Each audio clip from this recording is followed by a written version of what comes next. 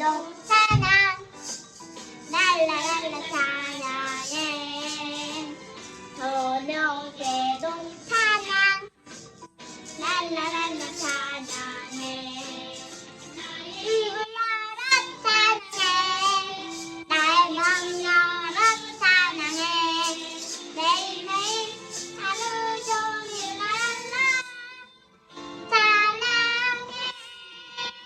여러분 안녕하세요. 교리 바이블의 오상원 목사입니다. 오늘 여러분들과 함께 소요리 26문학을 통해서 예수님의 왕직분에 대해서 살펴보도록 하겠습니다. 여러분들은 예수님을 어떤 분으로 알고 계신가요? 어떤 사람들은 예수님을 내 소원 성취해주는 분으로만 알고 계시는 분들도 계십니다. 그래서 내가 어려움에 처하거나 내 상황에 어떤 문제가 생겼을 때 내 문제를 해결해주고 사라져버리는 분 정도로 오해하기도 합니다. 마치 알라딘 램프의 요정처럼 말이죠. 그런데 우리가 예수님의 왕직분에 대해서 살펴보면 전혀 그렇지 않다는 것을 우리가 알 수 있습니다. 예수님은 지금도 성령을 통해 성도와 교회와 또 만물의 왕이 되셔서 지금도 우리를 보호하시고 통치하시고 계십니다.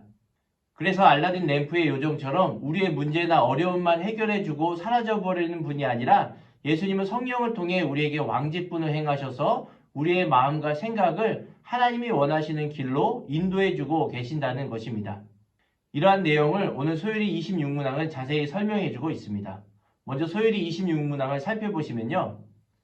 그리스도께서 어떻게 왕의 직분을 행하시는가 라고 질문하고 있습니다. 그에 대한 대답으로 그리스도께서 왕의 직분을 행하시는 것은 우리로 하여금 자기에게 복종하게 하시고 우리를 다스리시며 보호하시고 자기와 및 우리 모든 원수를 막아 이기시는 것이다 라고 대답하고 있습니다. 그렇다면 구약의 수많은 왕들과 예수님과의 차이점은 무엇일까요? 먼저 첫 번째로 구약의 왕들을 세울 때에는 신명기 17장에 보면 하나님께서는 왕 옆에 율법책을 두어서 평생 그것을 두고 읽으라고 말씀하고 있습니다. 그래서 신명기 17장 18절 19절을 보면 왕위에 오른 사람은 율법책을 두루마리에 옮겨 적어 평생 자기 옆에 두고 읽으라고 하나님께서는 말씀하셨습니다. 왜냐하면 그렇게 해야지만 그의 마음이 그의 형제 위에 교만하지 아니하고 이 명령에서 떠나 좌로나 우로나 치우치지 아니하기 때문이라는 것이죠. 즉 구약의 왕들은 불완전한 인간이기 때문에 하나님의 말씀 없이는 언제든지 교만해지고 포악해질 수가 있었습니다. 그래서 하나님께서는 왕들을 세울 때에 그 왕 옆에는 율법책을 두고 평생도록 읽으라 라고 말씀했던 것이죠. 그런데 예수님은 하나님의 말씀을 곁에 둘 필요가 없는 분입니다. 왜냐하면 예수님 자체가 하나님이시고 하나님의 말씀이시기 때문에 예수님이 하신 모든 말과 행동들은 바로 하나님이 원하시는 뜻이었기 때문입니다. 또 예수님은 죄가 없으신 분이시므로 어떠한 교만하거나 또 포악해질 위험이 없었던 것이죠.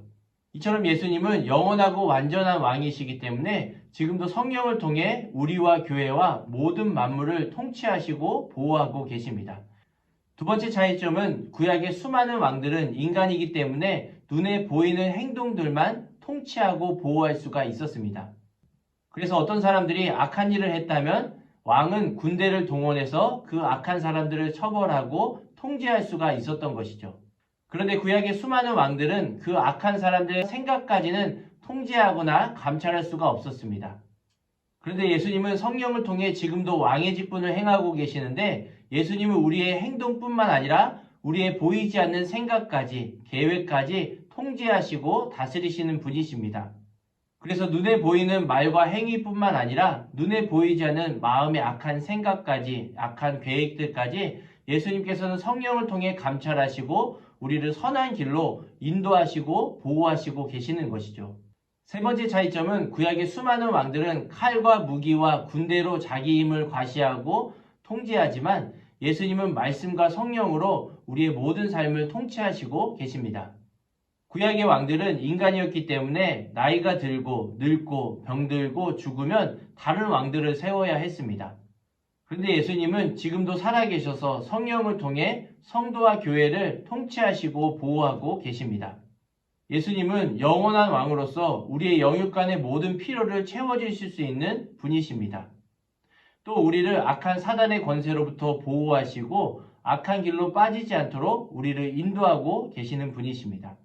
그렇기 때문에 우리는 세상의 어떤 왕이나 나라를 의지하는 것이 아니라 영원하고 완전한 왕 대신 예수 그리스도를 의지하고 그분을 신뢰하고 우리의 인생을 맡길 수가 있는 것이죠.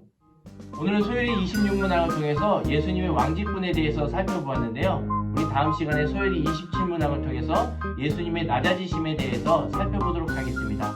그때까지 건강히 안녕히 계세요.